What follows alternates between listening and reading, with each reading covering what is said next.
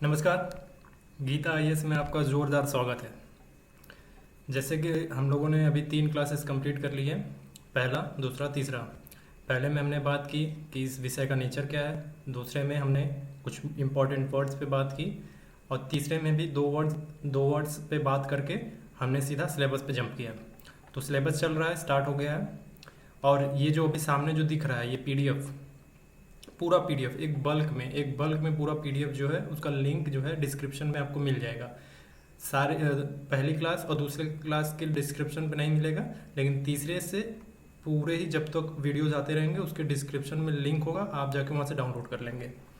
तो अभी तक जो 3 क्लासेस में हमने तीसरे क्लास में हमने ह्यूमन वैल्यूज़ स्टार्ट किया था, तो ह्यूमन वैल्यूज़ में ही आगे बढ़ते हैं। हम आज पढ़ेंगे कि एथिकल वैल्यूज़ का विकास क्रम, कि कैसे कोई आदत हमारी जो है एक संस्था का रूप ले लेती है। वो एक इंडिविजुअल हैबिट, वो फिर सोशल बिहेवियर, एक इंडिविजुअल हैबिट बनता है, फिर सोशल बिहेवियर बनता है, फिर वो एक ट्रेडिशन का रूप लेता है, फिर वो कस्टम बनता है, फिर एक मूड बन जाता है, फिर एक इंस्टीट्यूशनल एथिक्स बन जाता है। एक पूरा एक स्ट्रक्चर धीरे धीरे फॉर्म होने लगता है। तो हम पहला पढ़ेंगे इंडिविजुअल हैबिट। तो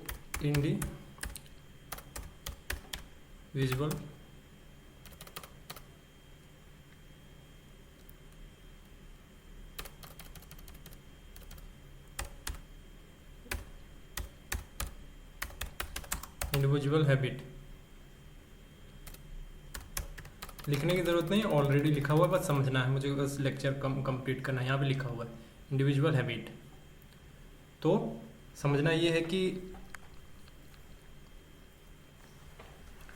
मान लीजिए एग्जाम्पल के साथ सीधे ख़त्म करेंगे। हर चीज़ में हर वर्ड जो भी टॉपिक आएगा उसमें एग्जाम्पल्स ही देना है, एग्जाम्पल से ही सारी बातें समझ में आनी है इसमें। तो मान लीजिए एक बच्चा है, वो हम इंडिविजुअल हैबिट पढ़ रहे हैं, ये फर्स्ट वाला हम पढ़ रहे हैं। तो मान लीजिए एक बच्चा है, रोज माँ के पैर छूता है डेली। अब वो धीरे धीरे सम्मान देना उसकी आदत बन जाती है, मतलब रोज पैर छू रहा है मतलब सम्मान कर रहा है, तो धीरे धीरे ये उसकी आदत बन जाती है। तो जो ये आदत है उसकी, यही जो है नैतिकता की पहली झलक है। ये जो एथिकल होना जो है, एथिकल वैल्यूज़ है, ये उसकी पहली झलक है। ये अपने अंदर वो महसूस करता है इस बात को। एक बच्चा है, रोज माँ के पैर छू रहा है, डेली छू रहा है, ये उसकी आदत बन गई है। तो सम्मान देना उसकी आदत बन चुकी है, मतलब हैबिट हो चुका है उसका। तो इंडिविजुअल हैबिट, तो वो उसके हैबिट का पार्ट बन चुका है। अब क्या है, अब कहानी आगे बढ़ती है। अब हम पढ़ेंगे सोशल बिहेवियर।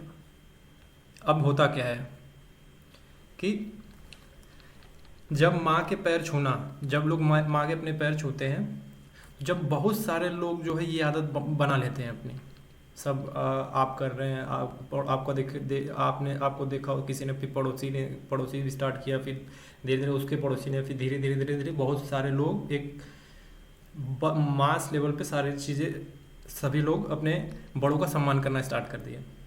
तो ये एक सामाजिक व्यवहार बन जाता है, सोशल बिहेवियर का रूप ले लेता है ये। तो सम्मान जो एक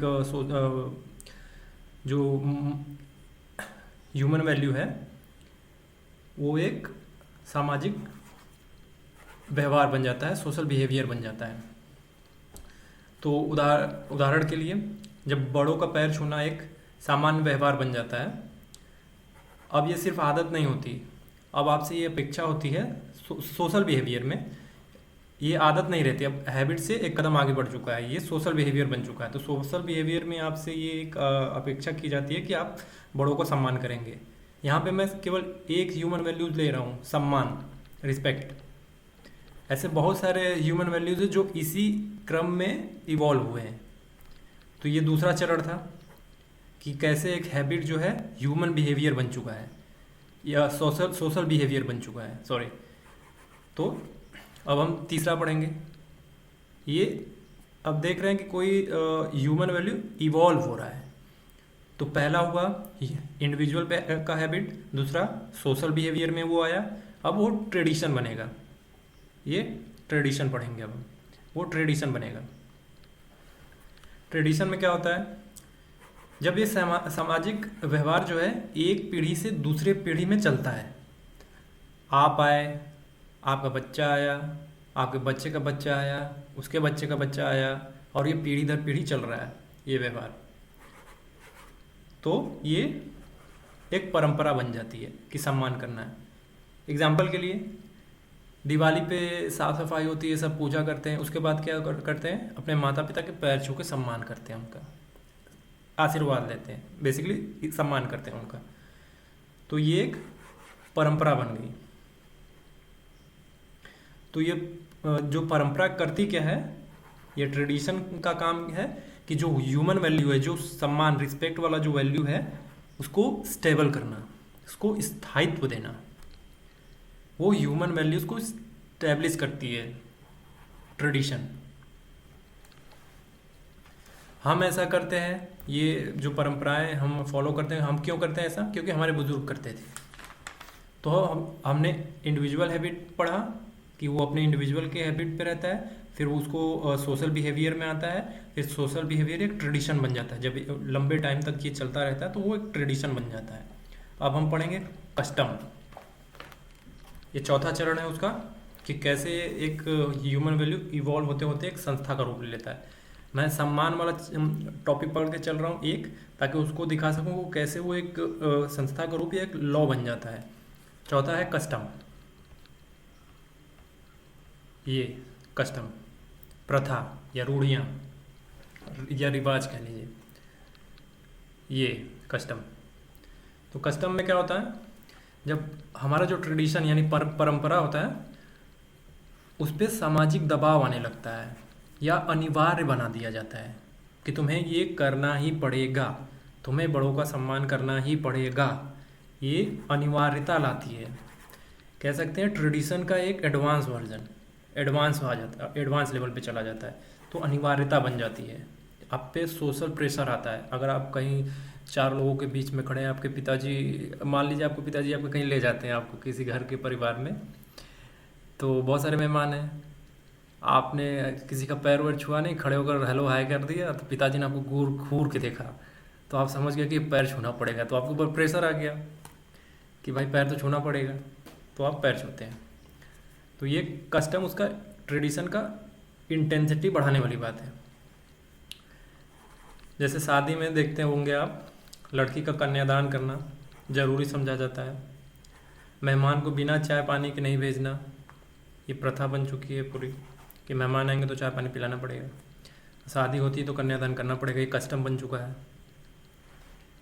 अब आता है पांचवा, अब देख रहे हैं धीरे धीरे इवॉल्व हो रहा है ये, मूर, नैतिक रूढ़ियाँ, या कह सकते हैं रस्म, कह सकते हैं आचार विचार भी बोल सकते हैं।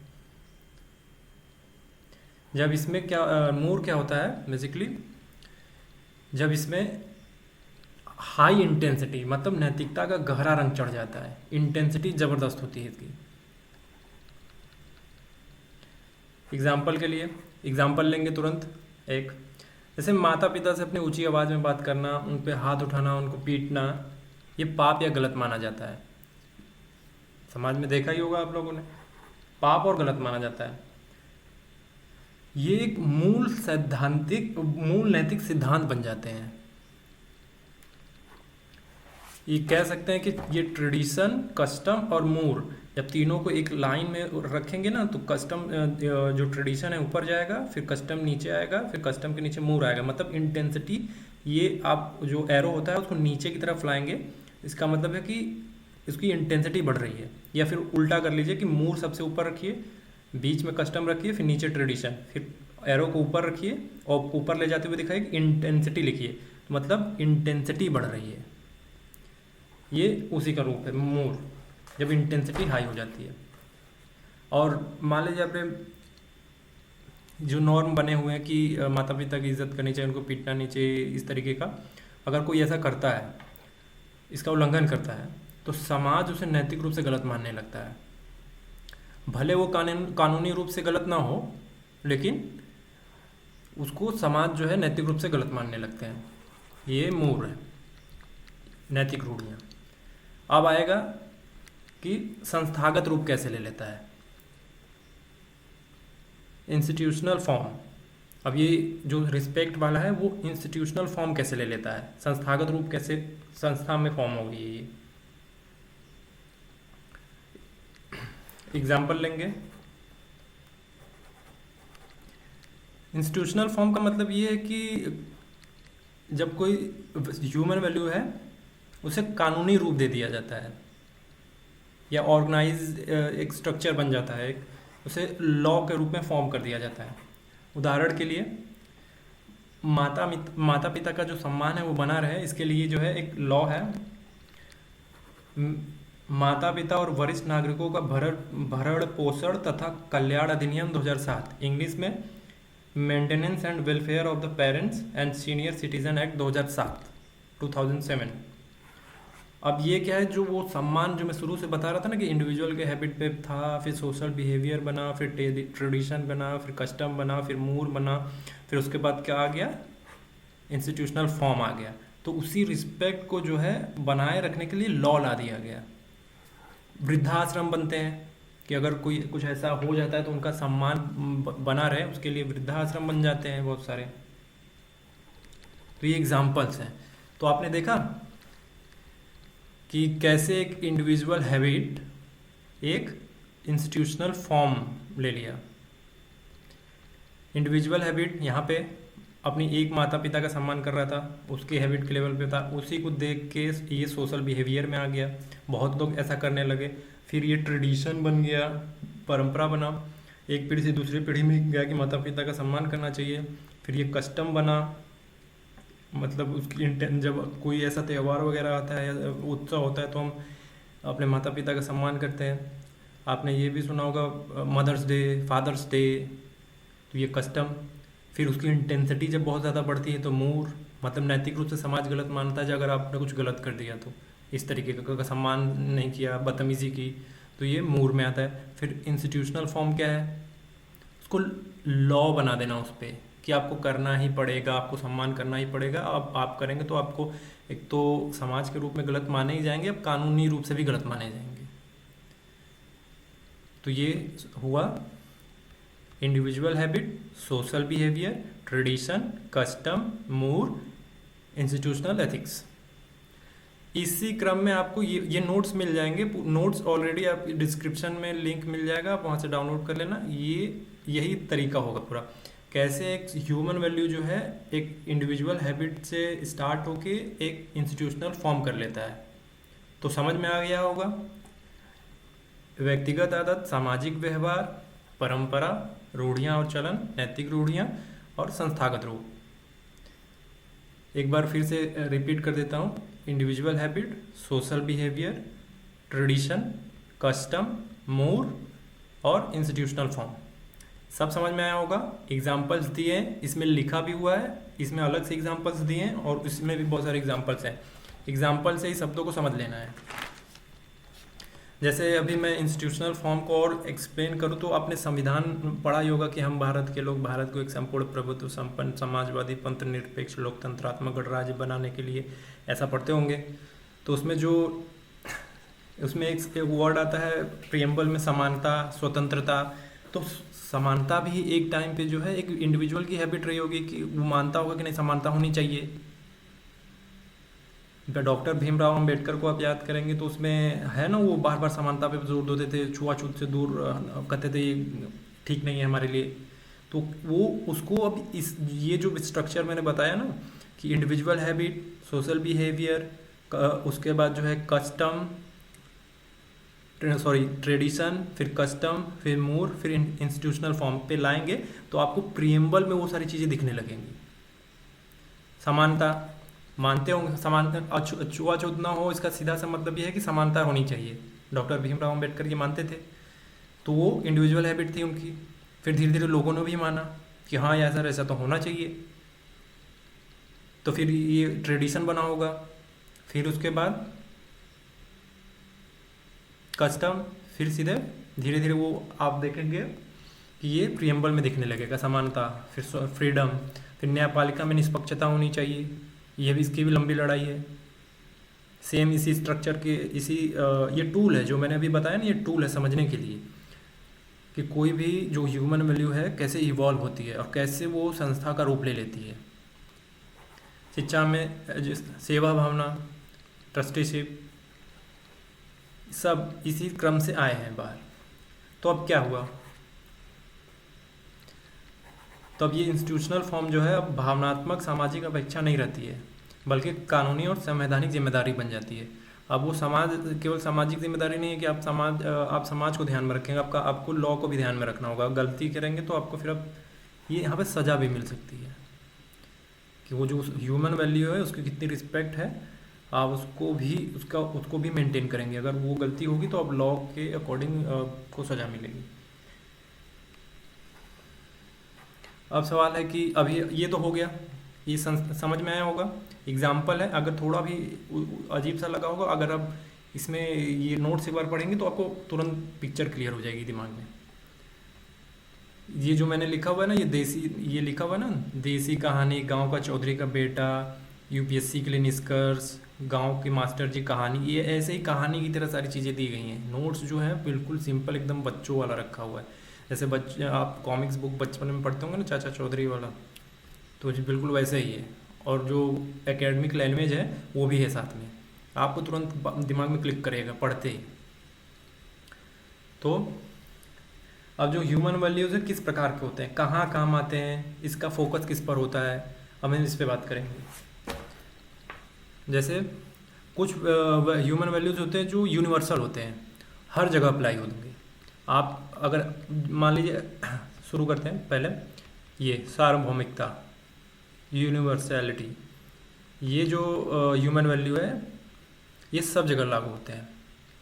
इसमें आता क्या है, एक पकड़ लेते हैं, मान लीजिए ईमानदारी, ऑनेस्टी एक ह्यूमन वैल्यू है, तो इसको पकड़ लेते हैं, ये हर जगह लागू होता है। यूनिवर्सल वैल्यू का सीधा सा मतलब यही है कि जो हर जगह लागू हो, उसके लिए कोई बाउंड्री मायने नहीं रखती, कोई स्पेस, कोई दुनिया में कहीं भी यूनिवर्सल इसीलिए है वो, चाहे गांव हो चाहे विदेश हो। जो ईमानदारी है वो आप अपने देश में भी दिखाएंगे, दूसरे के देश में भी दिखाएंगे, पृथ्वी पे भी दिखाएंगे, चंद्रमा पे भी दिखाएंगे, हर जगह दिखाएंगे। ये होता है यूनिवर्सल वैल्यू इस तरीके के। जैसे ईमानदारी हो गया, अहिंसा हो गया, किसी से लड़ाई झगड़ा नहीं होना, फोकस, डेडिकेशन। अब दूसरा है स्थायित्व, परमानेंस। अब ये ह्यूमन वैल्यूज जो है करते क्या है नहीं, मतलब ये क्या है कि ह्यूमन वैल्यू जो है बदलते नहीं है जल्दी। ये इसमें स्थायित्व होता है बहुत ज़्यादा, लंबे समय तक बने रहते हैं। मान लीजिए एक एग्जांपल लेते हैं, परमानेंस को समझा रहे हैं इसको, कि ह्यूमन वैल्यू जो है बहुत लंबे टाइम तक बने रहते हैं। तो मान लीजिए एक टीचर है, उसका स्टूडेंट, उस टीचर का स्टूडेंट जो है एक बड़ा अफसर बन के आता है और अपने मास्टर जी से बोलता है, धन्यवाद मास्टर जी, आपने मुझे जो सच बोलना सिखाया था वो मेरे लिए अभी भी काम आ रहा है। लंबे समय से मेरे फाइलों में, मेरी हरकतों में मेरे जो अधीनस्थ हैं वो बोलते हैं कि आप बहुत ही सच्चे व्यक्ति हैं और जो बेहतर तरीके से काम करते हैं और निष्पक्ष रहते हैं। तो सच्चाई ये एक चिर स्थायी रहने वाली है। एक मास्टर जी ने, एक बच्चा छोटा है, अब वो बहुत बड़ा लंबे समय, बहुत साल बीत चुके हैं, अब वो अफसर बन चुका है, तो वो स्थायित्व है। ये केवल एक पीढ़ी से, केवल एक ही पीढ़ी की बात नहीं है, ये दूसरी पीढ़ी, तीसरी पीढ़ी, चौथी पीढ़ी, ये लंबे ऐसे पीढ़ी दर पीढ़ी ये स्टेबल रहती है। ये ह्यूमन वैल्यूज़ एक पीढ़ी, दूसरी पीढ़ी, तीसरी पीढ़ी, चौथी पीढ़ी तक स्टेबल रहती हैं। मेरा कहने का मतलब यही, स्थायित्व का मतलब यहाँ पे यही है कि बदलती नहीं है जल्दी, कि आज जो है मान लिया गया कि सच्चाई ठीक है, अगली बार सच्चाई नहीं, भ्रष्टाचार ही चालू हो जाएगा, ऐसा नहीं होता। फिर हमारे जो है मोरल फाउंडेशन को मजबूत बनाता है ह्यूमन वैल्यूज़, मतलब अच्छाई और बुराई की जो समझ होती है ना, वो हमारे दिमाग में बन जाता है कि ह्यूमन वैल्यूज़ उसमें हेल्प करती हैं कि क्या अच्छा है क्या बुरा है, उसको समझने में हमारी सहायता करती हैं। किस काम आती हैं ये बता रहा हूँ, और क्या क्या होता है, किस प्रकार होता है।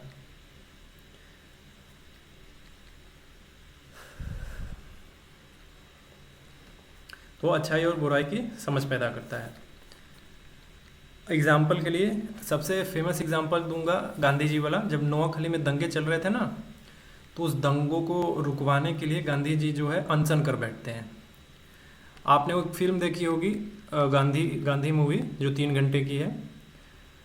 तो जब वो नोआखली पहुंचते हैं, तो वहाँ पे जब अनशन पे बैठ जाते हैं, तो वहाँ पे एक जो है हिंदू व्यक्ति आता है और वो बोलता है कि मुसलमानों ने जो, अब गांधी जी अनशन कर बैठे हैं और सब जगह धीरे धीरे शांति छा रही है। तो वो अमरीश पुरी आते हैं, आपने देखा होगा, रोटी लेकर आते हैं, उनके ऊपर रोटी फेंकते हैं कि ले ले खा रोटी। तो गांधी जी चुपचाप सुनते रहते हैं। तो गांधी जी सवाल, उसके बोलने के बाद सवाल पूछते हैं कि तुम क्यों ऐसा कर रहे हो। तब अमरीश पुरी जवाब देते हैं कि मुसलमानों ने जो है, सॉरी, यहाँ पे अमरीश पुरी जो है हिंदू रहते हैं, तो कहते हैं कि मुसलमानों ने जो है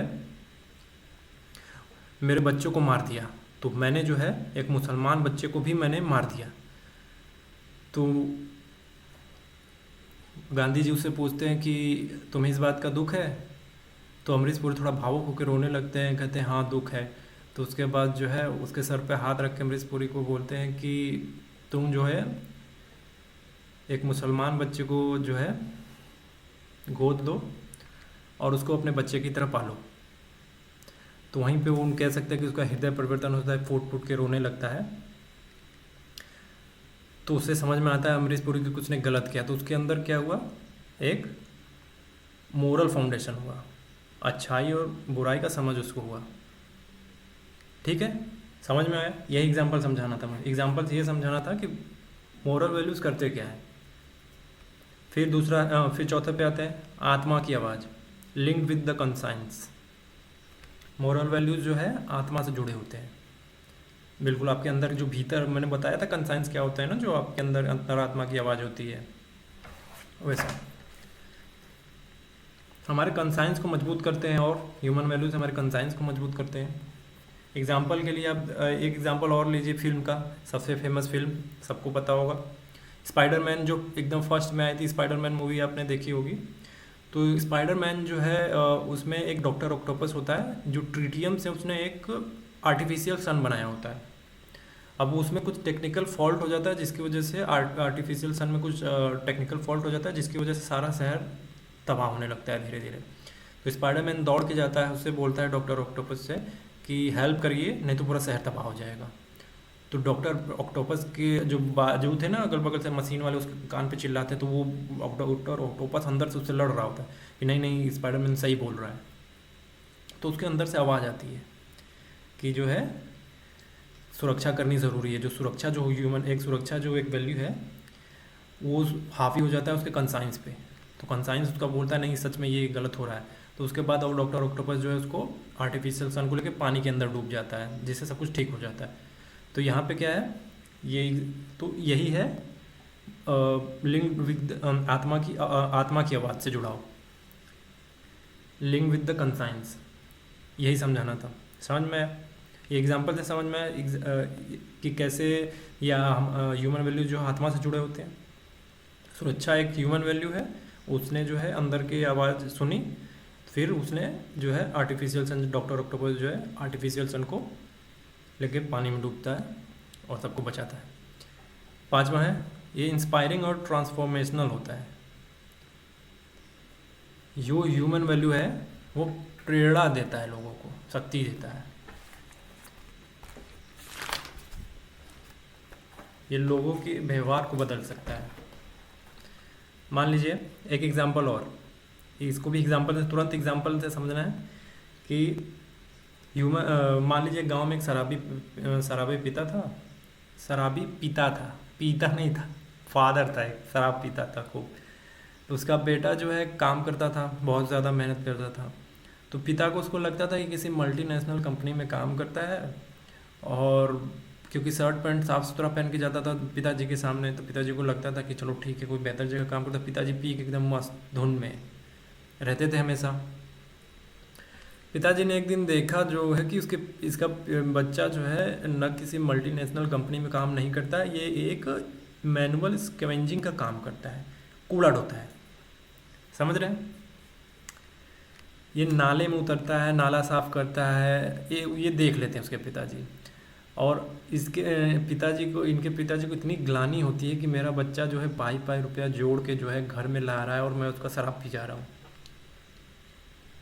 तो उसके अंदर जो है एक बदलाव आता है कि नहीं, मुझे ऐसा नहीं करना चाहिए, तो वो शराब पीना छोड़ देता है। तो अंदर से जो है, तो ये क्या किया, ये ह्यूमन वैल्यूज, मेहनत, ये वैल्यू क्या है यहाँ पे, मेहनत करना, और करुणा आया उसको। तो वो जो ह्यूमन वैल्यू है उसको प्रेरणा दिया, तो उसने क्या किया, वो शराब छोड़ दिया। तो समझ में आया कि ह्यूमन वैल्यूज़ करते क्या हैं और कैसे होते हैं। ये सार्वभौमिक होते हैं, अहिंसा, ईमानदारी और स्थायित्व होता है इनमें, और नैतिक भावना को जगाते हैं, बताते हैं कि सही है क्या गलत है। आत्मा की आवाज़ से जुड़े होते हैं, कंसाइंस से जुड़े होते हैं, और इंस्पायरिंग होते हैं, लोगों के व्यवहार को बदल सकते हैं ये। और जो है अब छठा पढ़ेंगे, सार्वजन्यता लेकिन व्यक्तिगत अनुप्रयोग, यानी यूनिवर्सल येट पर्सनल। ये यूनिवर्सल ह्यूमन वैल्यूज़ की बात हो रही है, यूनिवर्सल वैल्यूज़ की बात नहीं हो रही, ह्यूमन वैल्यूज़ की बात हो रही है कि ये यूनिवर्सल तो होते हैं लेकिन ये व्यक्तिगत जब अनुभव होते हैं ना, तब हम इसे महसूस करते हैं। मान लीजिए मास्टर जी ने, कोई टीचर है जिसने सिखा दिया कि आत्मसम्मान सबसे बड़ा मूल्य है, आत्मसम्मान, ठीक है। अब ये होता है कि आपका जो है किसी छोटी बच्ची से विवाह किया जाता है, ठीक, आप बड़े हैं 18 साल के, आपकी शादी हो रही है किसी 12 साल की बच्ची से, तो आपको जो आपके दिमाग में चलता है आत्मसम्मान जो सिखाया गया था, और समाज आप पे थूक रहा है, खुद इतने बड़े हो के घोड़े की तरह तुम बच्चे से शादी कर रहे हो, तो इसके दिमाग में ये चलता रहता है। तो वो बोलता है कि नहीं, मैं विवाह नहीं करूँगा, और केवल ये आत्मसम्मान जो उसके दिमाग पे हावी था उसी की वजह से उसने बाल विवाह नहीं किया। समझ में आया? तो यहाँ क्या हुआ, उसने खुद अनुभव किया, इस आत्मसम्मान जैसे वर्ड को खुद उसने महसूस किया कि उसका विवाह हो रहा है और भी छोटी बच्ची के साथ हो रहा है, पूरा समाज उस पर थूक रहा है, और उसने मना कर दिया। तो यूनिवर्सल है आत्मसम्मान, जो सेल्फ रिस्पेक्ट यूनिवर्सल है, लेकिन यहाँ पे जो है पर्सनल अनुभव किया उसने, खुद व्यक्तिगत अनुभव। अब सातवें नंबर पे आते हैं, एक दूसरे से जुड़े होते हैं। ये ह्यूमन वैल्यूज जो होते हैं एक दूसरे से जुड़े होते हैं। अब सवाल आता है कैसे जुड़े होते हैं। एग्जाम्पल लेते हैं, मान लो कहा जाता है कि अगर तुम्हारे अंदर करुणा है तो सेवा भी होगी, अगर तुम्हारे अंदर ईमानदारी है तो जिम्मेदारी भी होगी। आपको दूसरा या तीसरे क्लास में मैंने बताया था कि एक बच्चा रहता है जो स्कूल आते जाते, बस स्टैंड से बहुत सारे बच्चे आते जाते रहते हैं स्कूल, तो वहाँ पे पानी की व्यवस्था नहीं रहती है। तो ये क्या करता है, उसको देखता है तो उसको दया आती है, दया मतलब करुणा, दया आती है, भाग के जाता है घर पे अपने माँ के पास, कहता है माँ मटका दे दो, कोई तो माँ घर पे रखा हुआ कोई पुराना मटका जो है उसको दे देती है, और वो बस स्टैंड पे ले जाके रख देता है। जब बच्चे स्कूल जाते हैं तब, जब बच्चे स्कूल से वापस आते हैं तब वो पानी पिलाता है वहाँ पे। तो क्या हुआ, सेवा किया, करुणा आया तो उसने सेवा भी किया। तो यहीं पे ये दोनों जो ह्यूमन वैल्यू है एक दूसरे से जुड़ गए, करुणा है तो सेवा भी होगी, अब ईमानदारी है तो जिम्मेदारी भी होगी, ठीक है। तो इसी बच्चे को ले लीजिए, तो इसने सेम चीज़ कि इसने ईमानदारी से जो है लोगों को, उसमें कुछ मिला नहीं दिया पानी में, इसने पूरी ईमानदारी बरती कि पानी में कुछ उसने मिला नहीं दिया। तो उसने ईमानदारी से पानी पिलाया, और ये जो है उसकी जिम्मेदारी है। उसने सोचा कि ये जो सोशल सर्विस है वो करना मेरी जिम्मेदारी है, मैंने समाज हमको इतना सब कुछ दे रहा है तो हमारी जिम्मेदारी भी बनती है कि हम कुछ दें उन्हें। तो ईमानदारी बरता और अपनी जिम्मेदारी निभाया। तो ह्यूमन वैल्यूज ऐसे जुड़े हुए हैं एक दूसरे से। अब सातवां पढ़ते हैं, नैतिक द्वंद्व, एथिकल डिलेमा, कि एथिकल डिलेमा क्या होता है। इसमें जब दो मूल्य टकराते हैं ना, तो ह्यूमन वैल्यूज बेसिकली करता क्या है, जब हमें एथिकल डिलेमा होता है ना, तो हमें संतुलित मार्ग दिखाता है ह्यूमन वैल्यूज। उससे पहले एथिकल डिलेमा आप एक लाइन में समझ लीजिए कि क्या होता है, क्योंकि आगे आएगा एथिकल डिलेमा, यहाँ पे आगे है तो एक लाइन में बता देना है कि मान लीजिए कि एक गरीब कर्मचारी है, जिसने, आप किसी ऑफिस के हेड हैं, किसी गरीब कोई कर्मचारी आपके ऑफिस में गरीब है, कोई गलती कर दी, तो आप जो सोच रहे हैं कि उसे सजा दें या माफ़ कर दें। क्यों आप सजा देने के लिए क्यों सोच रहे हैं? क्योंकि उसने गलती की। माफ़ करने के लिए क्यों सोच रहे हैं? क्योंकि वो गरीब है। तो सजा दें या माफ़ कर दें। तो जब आप इस दोनों की सोच में परेशान हो जाते हैं ना, यही एथिकल डिलेमा होता है। समझ में आया? कंफ्यूज नहीं करना है, यही होता है एथिकल डिलेमा, जब आप दो वैल्यू सिस्टम के बीच एकदम फंस जाए कि सजा दे या माफ़ कर दे। गरीब है, गलती की है, तब अब यहाँ पे जो है, अब सवाल ये है कि कैसे नैतिक दुविधा या नैतिकल डिलेमा से निकालने में ह्यूमन वैल्यूज मदद करते हैं। तब यहाँ पे जब आपको एथिकल डिलेमा होगा ना, तब आप ये एक हायरार्की बनाएंगे, एक स्तरीकरण करेंगे ह्यूमन वैल्यूज़ का। जैसे यहाँ पे है, तो आप क्या करेंगे, ईमानदारी को सबसे ऊपर रखेंगे, फिर दूसरे पे रखेंगे करुणा, फिर तीसरे पे रखेंगे भ्रष्टाचार, ऐसा कुछ कुछ नियम कानून, ऐसा आप हायरार्की बनाएंगे। फिर प्राथमिकता तय करेंगे कि हम पहले इसको मान रहे हैं, हाँ ईमानदारी को पहले मानेंगे तो तुरंत गलती हुई तो उसको सजा देंगे। अब नीचे रखेंगे करुणा, तो थोड़ा सॉफ्ट सजा देंगे, पनिशमेंट होगी लेकिन सॉफ्ट होगी। इस तरीके से एथिकल डिलेमा में मदद करता है ह्यूमन वैल्यूज, हायरार्की सेट करते हैं। आप कहीं ऐसे फंस जाए दुविधा में ना, मान लीजिए कि एक लड़की जा रही है, आपको पसंद आ गई, वो चली गई, आपसे बात भी हुआ, नंबर भी एक्सचेंज हो गया, फिर दूसरी आई, उससे ज़्यादा सुंदर, उससे भी नंबर एक्सचेंज हो गया। अब दोनों का जो है, आपको फ़ोन आता है, सेम टाइम पे मिलना है, सेम जगह मिलना है, अरे सॉरी, सेम टाइम पे कॉल आता है, कहते हैं कि आपको सीसीडी में मिलना है, एक बोलती है चौखंडी स्तूप में मिलना है, कोई जगह है XYZ। तो आप हायरार्की सेट करते हैं कि सबसे ज़्यादा सुंदर कौन है, तो आपके दिमाग में चलता है ये दुविधा। तो मैं समझाने की कोशिश क्या कर रहा हूँ, स्तरीकरण करते हैं उस वक्त आप, कि हाँ पहले ये फिर ये, तो आपको इस दुविधा से बाहर निकलने में मदद मिलती है। ठीक है, एथिकल डिलेमा एक लाइन में समझ में आया होगा। और कैसे एथिकल डिलेमा से निकलने में ह्यूमन वैल्यूज़ हेल्प करते हैं, अब एक लाइन में जो है रिकैप करते हैं पूरा, कि ह्यूमन वैल्यू जो ये है कि यूनिवर्सल होते हैं, अहिंसा, ईमानदारी हर जगह काम आएंगे, स्थायित्व होता है इनमें, इतनी जल्दी बदलते नहीं हैं, एक पीढ़ी दूसरी पीढ़ी तीसरी पीढ़ी चलती रहती हैं, इतनी जल्दी नहीं। अब अहिंसा जो है, एक पीढ़ी में है तो दूसरी पीढ़ी में भी अहिंसा ही चलेगा, आप तो ये नहीं कहेंगे कब हम हिंसा करेंगे।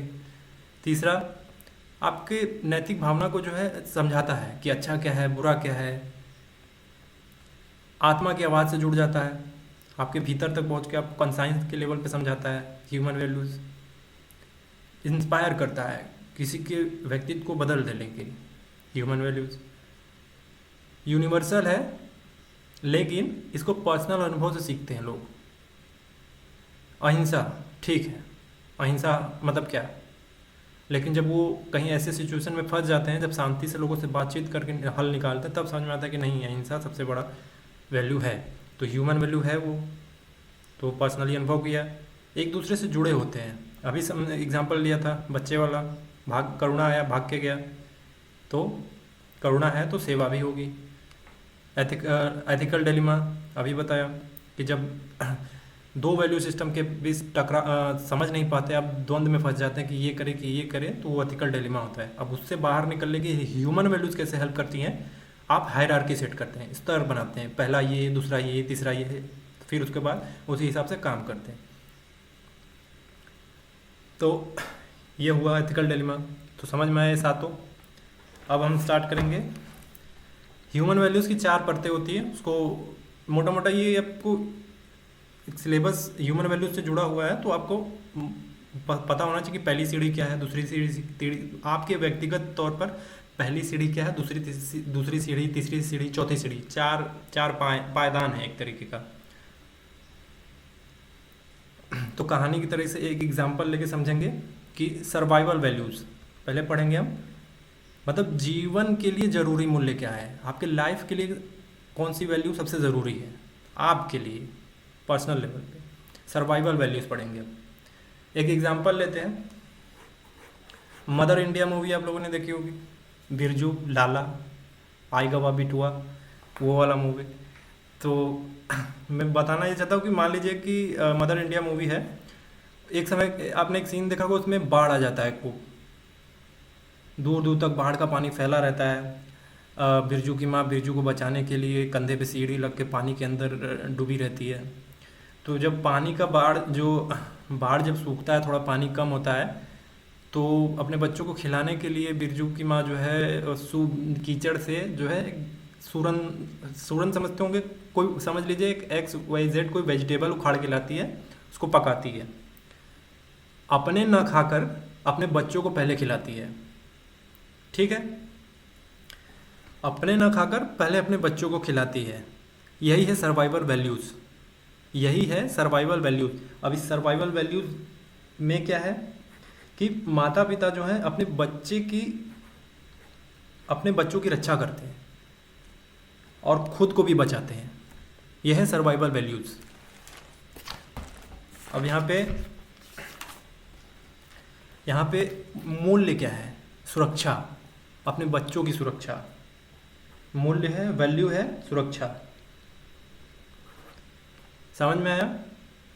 पहले खुद न खाकर अपने बच्चों को खिलाना, उसके बाद कुछ बच जाए तब कुछ खाना, ये है सर्वाइवल वैल्यूज़।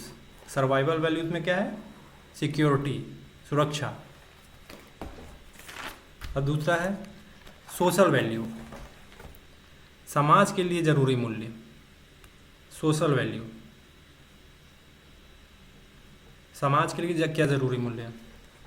अब जो है same example mother India movie का एग्जांपल लेते हैं कि बिरजू की माँ है, माँ को पता चलता है कि उसके पड़ोसी के जो मेरे बच्चे ने तो खा लिया, जो पड़ोसी का बच्चा है वो भूखा है, बाढ़ के पानी से सभी ग्रसित हैं, तो उसके पड़ोसी के बच्चे जो भूखे हैं, बिलख रहे हैं। तो बिरजू की माँ ने क्या किया कि अपने बच्चों के हिस्से में से थोड़ा निकाल के उनके बच्चों को भी खिलाया। यही है सोशल वैल्यू, यही है सोशल वैल्यू। अब इसमें क्या आता है, जैसे करुणा, सहयोग, सामाजिक जिम्मेदारी, ये सोशल वैल्यू है।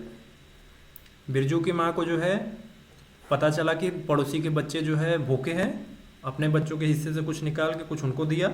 यहाँ करुणा है, सहयोग है और एक सामाजिक जिम्मेदारी है, ये सोशल वैल्यू है। अपने बच्चों के बारे में तो सोचा, लेकिन दूसरे के बच्चों के बारे में भी सोच रहे हैं। तो समाज के लिए ज़रूरी मूल्य, हमारे समाज के लिए क्या जरूरी मूल्य, ये सब हैं, तभी हम दूसरे से कनेक्ट रह पाएंगे। करुणा, सहयोग और सामाजिक जिम्मेदारी, ये सोशल वैल्यू है। अब तीसरे पे आते हैं, मोरल वैल्यूज, स्पिरिचुअल वैल्यू, आत्मा के लिए क्या जरूरी मूल्य है। फिर मदर इंडिया मूवी का एग्जांपल लेंगे। आपने देखा होगा कि जब बाढ़ का पानी थोड़ा कम होता है तो लाला आता है, लाला चना लेकर आता है और बिरजू को देता है। बिरजू छोटा रहता है, हाथ में लेके मुंह में लग चबाना शुरू, तो बिरजू की माँ बोलती है बिरजू थूक दे, बिरजू थूक दे। बिरजू क्या करता है, लाला के मुंह पे थूक देता है।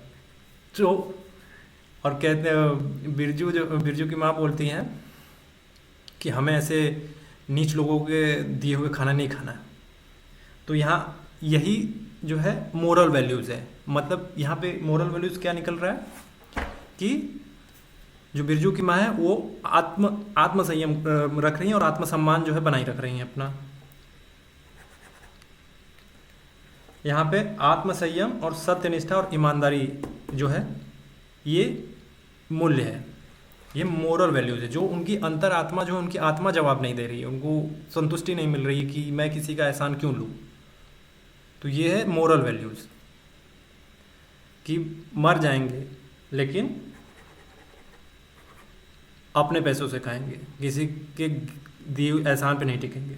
तो आत्मसंयम, सत्यनिष्ठा और ईमानदारी यहाँ पे ये जो है मोरल वैल्यूज होंगी। अब चौथा है यूनिवर्सल वैल्यू। अभी मैंने बताया था यूनिवर्सल वैल्यू क्या होती है, लेकिन एक बार फिर से मतलब है कि पूरी मानवता के लिए क्या जरूरी मूल्य है। तो अगेन मदर इंडिया मूवी का एग्जांपल आपने देखा होगा, जब पानी का बाढ़ का पानी जब धीरे धीरे धीरे, आपने फिल्म देखा होगा, अगर नहीं दिखा तो अपराध किया, जरूर देखिए फिल्म से, बहुत चीज़ें सीखने को मिलेगा। जैसे बाढ़ का पानी जो है कम होता है, सारे गांव वाले जा रहे होते हैं, तो बिरजू की माँ कहती है हम अपने गांव को फिर से हरा भरा कर सकते हैं, रुक जाइए। तो कुछ लोग हाथ हिलाते कहते करो करो, हरा हरा भरा करो, हमको नहीं रहना। तो कुछ लोग चले जाते हैं, जाते रहते हैं, बिरजू की माँ कुदाल फावड़ा लेके अपना स्टार्ट, वो सारा अपना खेती करती है, उसको हरा भरा करती है, फिर दूसरों की भी मदद करती है। फिर उसको देख कर कोई लोग रुकते भी हैं, पेड़ पौधे लगाते हैं, फिर से गांव को पूरा खुशहाल बनाते हैं, कोशिश करते हैं कि पूरा गांव फिर से बेहतर हो जाए। तो यहाँ पे बताना ये है कि यही यूनिवर्सल वैल्यू है। यहाँ पे जो यूनिवर्सल वैल्यू है वो सेवा है। उन्होंने क्या किया, लोगों को इनकरेज भी किया, लोगों की मदद भी की, सहायता भी की, सेवा भी किया। तो ये है यूनिवर्सल वैल्यू। तो समझ में आया कि यहाँ पे जो है ह्यूमन वैल्यूज़ की 4 परतें भी हैं, जो आपके लिए क्या ज़रूरी है, समाज के लिए क्या ज़रूरी है, आपके अंतरात्मा के लिए क्या ज़रूरी है, और पूरे विश्व के लिए क्या ज़रूरी है। ये था ह्यूमन वैल्यूज़ की 4 परतें। कोर है ये, कोर।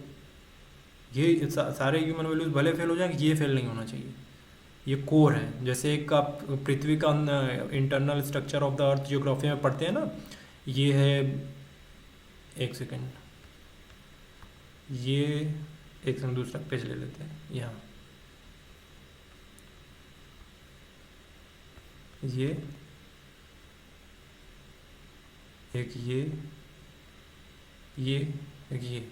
ये कोर है। ये जो अभी मैंने ह्यूमन वैल्यूज़ की 4 परतें बताई, ये कोर है। क्रस्ट मेंटल कोर पढ़ते होंगे, तो ये कोर आता है इसमें। तो ये जो ह्यूमन वैल्यूज़ थी अभी, survival values, social values, moral value और जो है यूनिवर्सल वैल्यू, ये वैल्यूज़ कोर वैल्यू है। उसके बाद सब आती हैं, उसके बाद ये सब हट जाए, लेकिन ये वैल्यू नहीं जाना चाहिए, क्योंकि इसी पे सारी चीज़ें टिकी हुई हैं, सारे जो नॉर्म्स टिके हुए हैं, सारी जो व्यवस्था टिकी है, इसी कोर वैल्यू पे टिकी हुई है।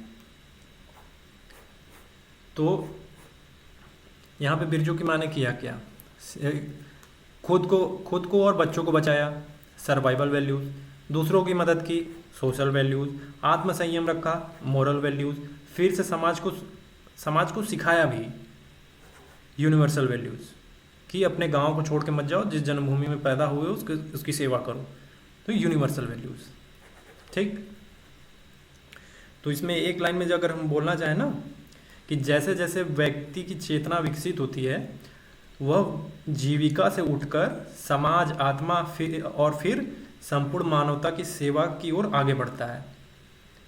यही मानवीय मूल्यों की स्वाभाविक यात्रा है। समझ में आया? आज के लिए इतना ही। फिर से मैं बोल दूं कि इस क्लास के नहीं, बल्क में मैंने PDF अपलोड कर दिया है, डिस्क्रिप्शन में उसका लिंक मिल जाएगा। जो भी इंटरेस्टेड होगा खरीदेगा। यहाँ पे जितने भी दिख रहे हैं ना, बिल्कुल ऐसे ही एग्जाम्पल है, यही है, ये उसी सिलेबस का हिस्सा है। वो जो नोट्स हैं, उसी नोट्स का ये कॉपी में पढ़ा रहा हूँ, ठीक है।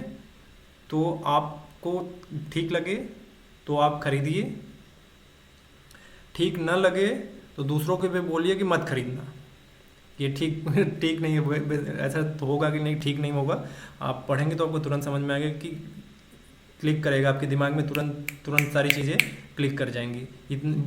जी बिल्कुल कॉमिक्स की तरह, जैसे चाचा चौधरी कॉमिक्स पढ़ते हैं आप लोग ना, बच्चे पढ़ते होते पहले कॉमिक्स की बुक, तो वैसा लिखा हुआ है आसान लैंग्वेज, क्योंकि एकेडमिक लैंग्वेज में बहुत सारे टफ लैंग्वेज यूज़ कर देते हैं, आदमी पढ़ते ही दिमाग ख़राब हो जाता है कि क्या लिख दिया है, समझ नहीं आ रहा है यार। उसको पढ़ने के लिए भी ट्रांसलेशन की ज़रूरत पड़ जाती है कि कैसे ट्रांसलेट कर इसको यार, समझा दो कोई।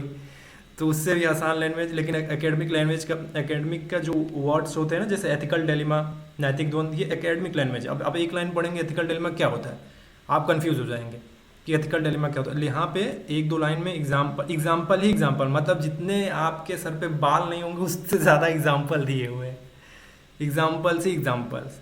क्योंकि एथिक्स का पेपर लिटमस पेपर, मैं इसको हमेशा बोलता हूँ ना, एथिक्स पेपर नहीं है वो, लिटमस पेपर आपको छानने के लिए, आपको चेक करने के लिए। तो उसको चेक करने के लिए आपको एग्जाम्पल्स चाहिए। एग्जाम्पल को आपको जो है नोट्स में कम मिलते हैं, आपको इंस्टीट्यूट के नोट्स में कम मिलेंगे। आप तो नोट्स, मैंने इस पर ये काम किया कि एग्जाम्पल ही एग्जाम्पल जाने चाहिए, खूब सारे एग्जाम्पल। तो हर चीज़ को एग्जाम्पल से समझाया, तो समझ में आ गया होगा। तो आज के लिए काफ़ी है, आज के लिए इतना ही। धन्यवाद। Geeta IAS, thanks for watching Geeta IAS।